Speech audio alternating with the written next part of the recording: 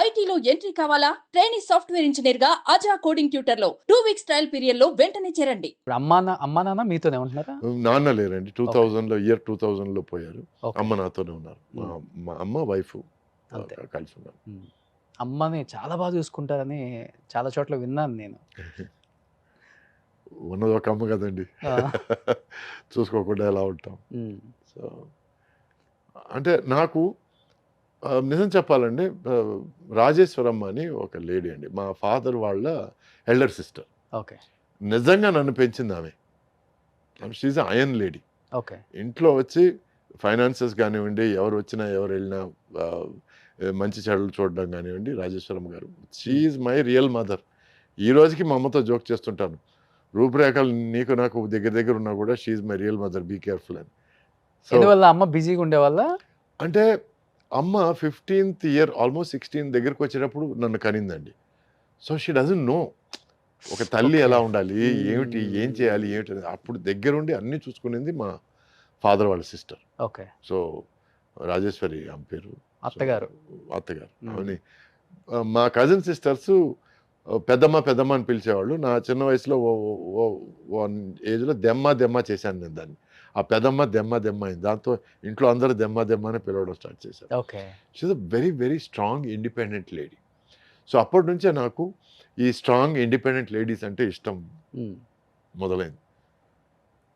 I really I'm not very fond of మీరేం చెప్తే అదండి, లేకపోతే మీరేమనుకుంటే నాకు అది నాకు నీ వ్యక్తిత్వం ఏమిటి? ఇండిపెండెంట్గానే ఉంటారు. నాకు I like women who are independent. Women who are independent అంటే I'm not talking about feminism. అంటే నాకు ఇది కావాలి జీవితంలో, నేను ఈ గోల్ రీచ్ అవ్వాలి, నేను ఇది చేయాలనుకుంటున్నాను అని ఒక దృక్పథం ఉన్నవాళ్ళంటే ఎక్కువ ఇష్టం నాకు. ఓకే. ఎందుకంటే టుడే ఒక lady is being exploited by a man. Reason is either education తక్కువ, లేకపోతే ఎకనామీ తక్కువ, లేకపోతే నాలెడ్జ్ తక్కువ వల్ల జరుగుతుంది. ఈ మూడు ఎందుకు నివృత్తి చేసుకోకూడదు? ఒక ఎడ్యుకేషన్ వల్ల నాలెడ్జ్ వస్తుంది, నాలెడ్జ్ వల్ల ఎకనామీ వస్తుంది. సో ఒక చిన్నపాటి ఫెమినిస్ట్ అనుకోండి నేను. So I want women to be equal, feel equal and to behave equal. Great. ఇది చిన్నప్పటి నుంచి ఉంది. ఎస్. ఓకే. లేకపోతే సినిమాలోకి వచ్చాక హీరోయిన్స్ని లేదు, అందుకే చెప్పాను నా రోల్ మోడల్ మా అత్తగారని, మా అత్తయ్య, మా ఫాదర్ సిస్టర్. అందుకే ఆమె షీ యూస్ టు అందరినీ కంట్రోల్లో పెట్టేది, అందరినీ. ఇంట్లో ఇంత ఖర్చు చేయాలంటే ఇంతే ఖర్చు చేయాలి. సో అప్పుడు మీరు ఎక్కువ నాన్నకు భయపడతారా, అమ్మకు భయపడతారా, లేదా పెంచిన అమ్మకు భయపడతారా? మాట మా అత్తగారికి భయపడతాను. ఆమె ఒక మాట అనిందంటే భయం. చేత మా నాన్న అంటే భయపడతాను. కొడతారా? బాగా. ఓకే. మార్కుల విషయంలోనూ, లేకపోతే ఈవినింగ్ 5 గంటలకంతా నేను క్రికెట్ ఆడి తిరిగి వస్తానని చెప్పి కొంచెం పొద్దుపోయిన తర్వాత ఒక 6:37కి వచ్చినప్పుడు బాగా పడ్డాయి, చిన్న గట్టిగా పడ్డాయి. సో అప్పటి నుంచి కొంచెం. ఏజ్ వరకు కొట్టారు నాన్న మిమ్మల్ని?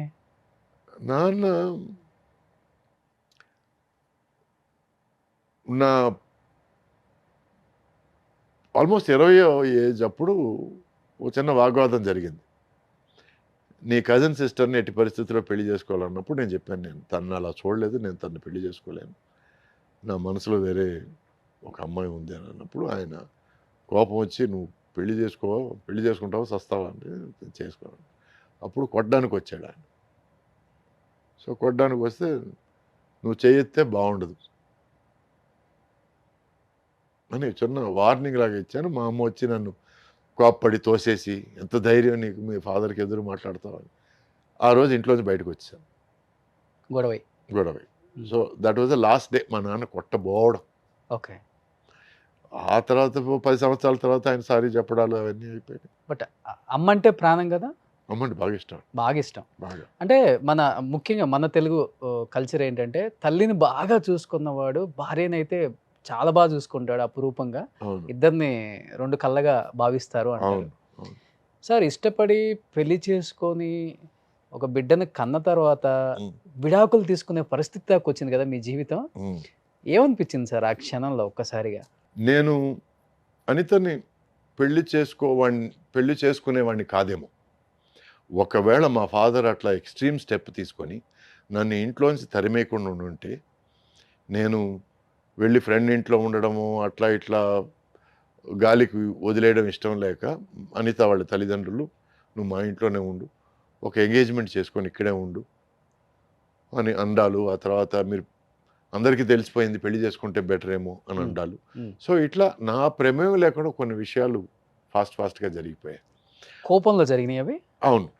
అదే మా ఫాదరు కొంచెం ఓకే, మనం దీని గురించి మాట్లాడదాము, నువ్వు ప్రేమిస్తున్నా అన్నావు కదా, టైం తీసుకో, ఒకవేళ మీ ఇద్దరికి సింక్ అవుతుంది, సెట్ అవుతుందని ఒక 6 నెలల తర్వాత, సంవత్సరాల తర్వాత అనిపిస్తే అప్పుడు పెళ్లి చేసుకో, 20-21కి ఏమిట్రా పెళ్ళి అని ఒక మాట అనుంటే అంత దూరం వెళ్ళుండేది కాదు.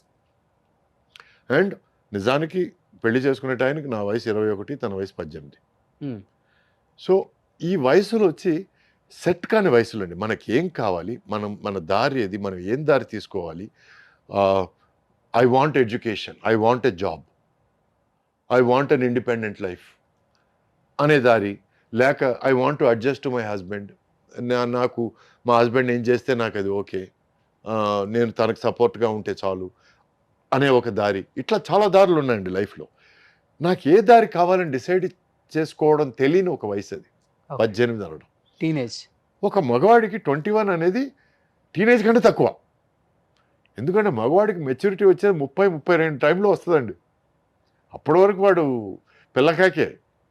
సో మా ఇద్దరికి మెచ్యూరిటీ లేని టైంలో కొన్ని. అప్పటికి ఇండస్ట్రీకి రాలేదు ఎవరు? మీరు? నేను ఆల్రెడీ వచ్చాను, 17 ఏట వచ్చేసారు.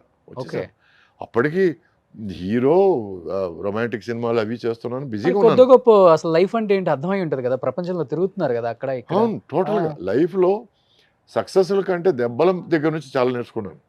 ఎందుకంటే success doesn't teach you much, failures only teach you a lot. So ఇట్లా నా ప్రమేయం లేకుండా ఒక రోడ్ రోలర్ పరిస్థితి, జీవితం అనేది ఒక రోడ్ రోలర్ అయిపోయి, ఓకే పెళ్లి చేసుకుంటే తప్ప వేరే దారి లేదు, ఎందుకంటే ఆ అమ్మాయి పేరు కూడా చెడిపోతుంది, సో పెళ్లి చేసుకొని చట్టబద్ధంగా కొన్ని విషయాలు చేయాలని పెళ్లి చేసుకోవడాలు జరిగింది. పెళ్ళి అయిన తర్వాత నుంచి ఏమైందంటే తను సినిమా ఇండస్ట్రీ నుంచి ఒక చిన్న డిస్కనెక్ట్ స్టార్ట్ అయింది.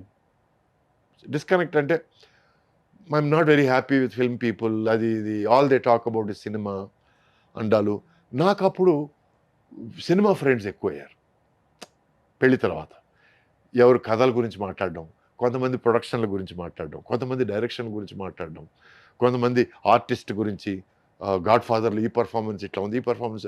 నాకు ఎక్కువ అటువంటి ఒక ఫ్రెండ్షిప్ కానీ అటువంటి వాతావరణం ఎక్కువ రుచించింది. అప్పుడు ఇంకా ఆఫీసులు కూడా లేవు, ఇంటికి వచ్చేస్తారు ఎక్కువ. అవును, ఎస్.